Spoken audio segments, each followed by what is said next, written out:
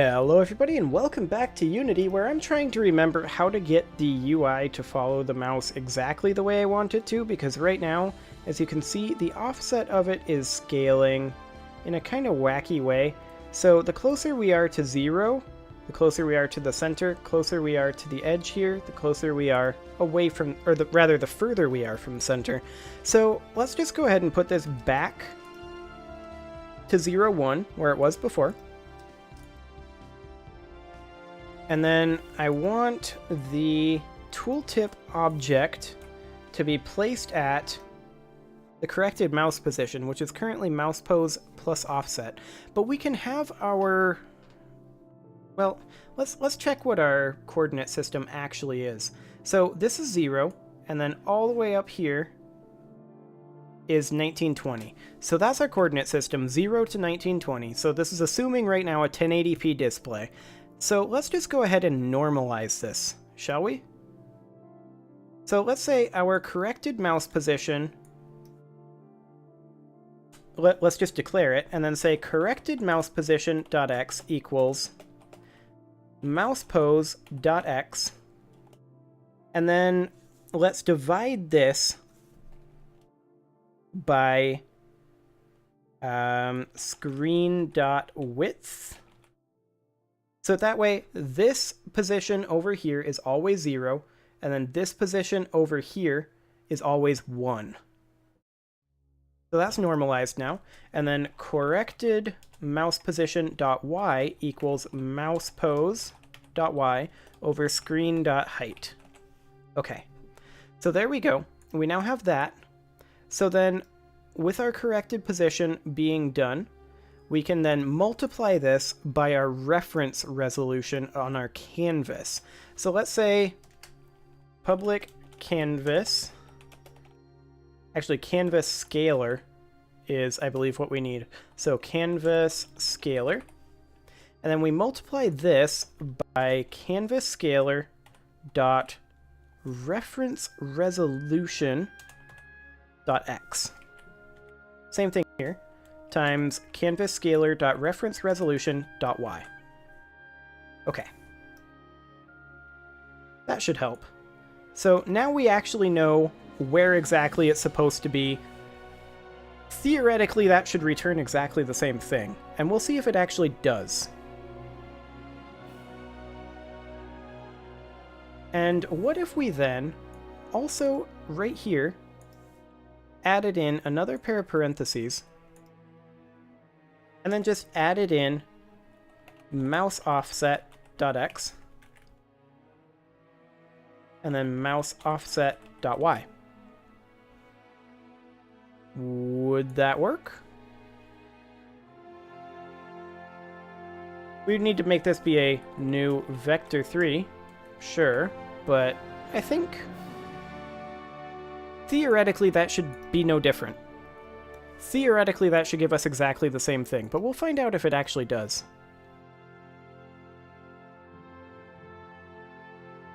It absolutely does not. It gives us a null reference exception because I never assigned my canvas. There we go. Okay, let's see what that does.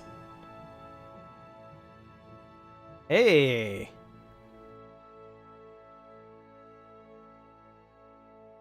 That looks about right.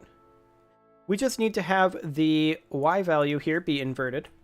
So 25, negative 25. And let's see. Yeah, that looks right. Excellent. So the tooltip is now properly populating. And let's just go ahead and consider how we want to populate the text of that tooltip. So we've got our tooltip title, our line, and our tooltip content. Do we want that to remain the same text, or do we want to have 3 different text lines? I think for right now, having it be the same is fine, and then we can construct it via a another stripped. I don't know what that is. Via another script, we can call this a tooltip object, And then essentially all we need for this is a function for get tooltip. So public void get tooltip. And then we'll need a public, or rather just a void start. That'll be fine. And then in the start, we're going to need a reference to the, and this can be private tooltip, tooltip equals get component, and this will just happen at the start when it first does this.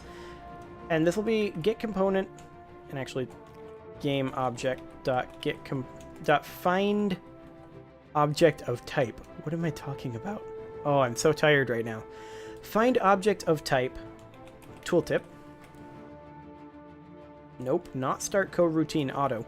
There we go. So just tooltip equals game object dot find object of type tooltip. So it finds that particular object type, and that's the tooltip, and we're good there. So let's just go ahead and do something along the lines of public string tooltip title, public string tooltip, and this will be tooltip line equals, and we'll just hard code that for right now. And then public string tooltip content, and then get tooltip, it would just be tooltip dot, we don't actually have a reference to the text in the tooltip script, so let's make one. This will be public tmpro dot, this is a struct. Oh yeah, we need to be using the proper type here. Using tmpro. So if we're using tmpro, this would be tmpro UGUI, I think. Dot, I forget. I have forgotten so much about using tmpro. We need to be doing tmp text. And I don't think we actually need this using. Actually, we do. We do need that using. So public tmp text. Okay. Let's go ahead and assign that while I'm thinking about it. And we forgot... dot text equals. For now, we'll just leave that blank. Oh yeah, it's not the dot text. Okay. Dot text. Okay. Can you tell I'm really tired right now? I don't know why, because it's only 5 o'clock, but whatever. So let's go ahead and set this text mesh pro text as our tmp text. There we go. Okay. So for right now, this will be tooltip title. So tooltip title plus a line break, so \n plus tooltip line plus a line break \n plus tooltip content. Okay.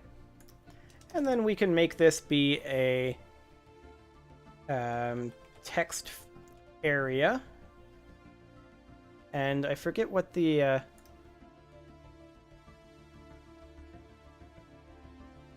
one of these days. There we go, it compiled. I forget what the actual syntax for that is. Come on. No. There we go. Okay, yeah, that'll be fine. Okay. So, we should go ahead and go through all of these and add in some tooltip objects for them. And then also have in an on mouse enter. So on mouse enter, it would just do get tooltip. So then theoretically, if we were to add to all of these the tooltip object, tooltip title would then be text, or rather test. This is a test to see if this works. Okay. So that should allow us to get a tooltip by entering these, but it didn't. Also, where did the tooltip go when the camera moved? Let's find out. Well, for one thing, it would only be subhexes that would do it. Base hexes would not, because we did not add that functionality. But let's go ahead and grab ourselves the canvas as soon as we can find it. Where are you, canvas? Okay, you are right here, but where is the tooltip? Wait, why are you disabled? Hang on a moment. Is the canvas part of sub-subhexes? Oh, it is.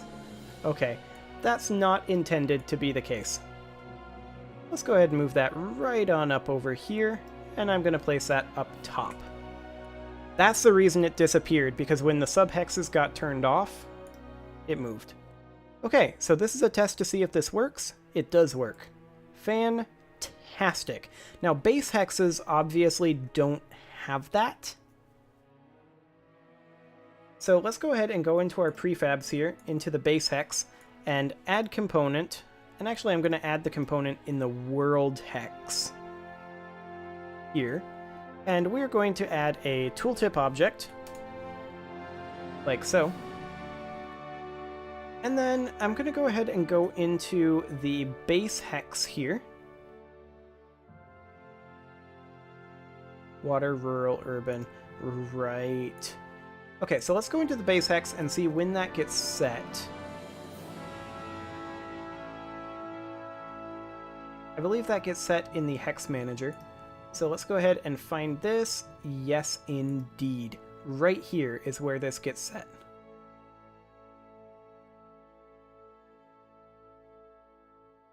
Okay, so we instantiate that on in.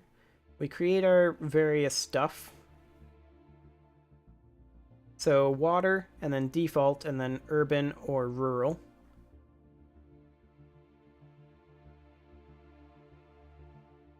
So realistically, I think when that gets set, I'm just checking here.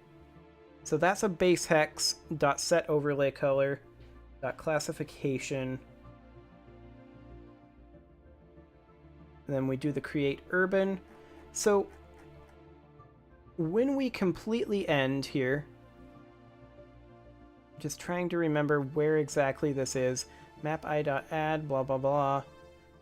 Create height, create urban. Okay, so we iterate through twice there.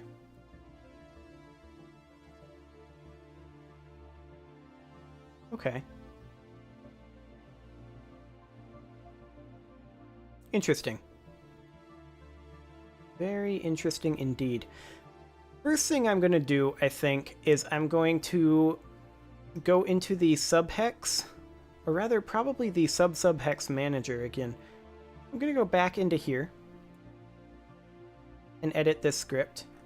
And right here, when we are generating the buildings,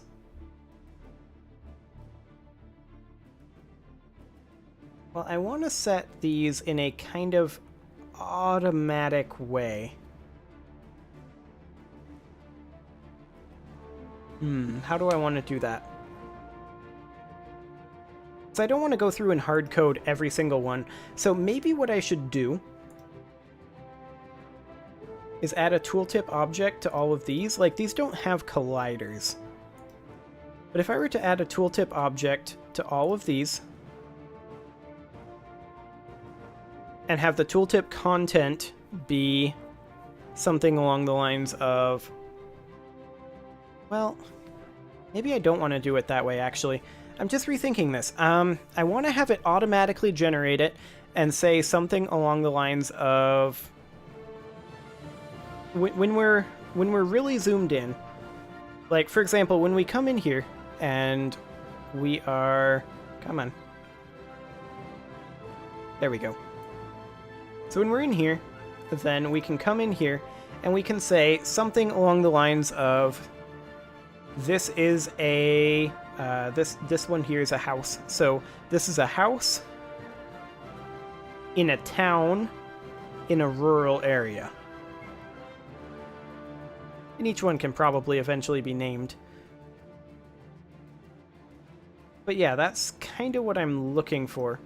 I mean, it's pretty obvious, really, but I mean, we have the tooltip system functional, I guess. It just doesn't actually say anything. So I guess that'll work for right now.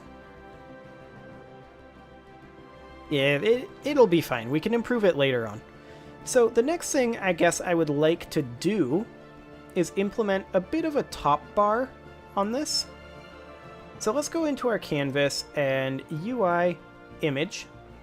I'm going to anchor this to the top,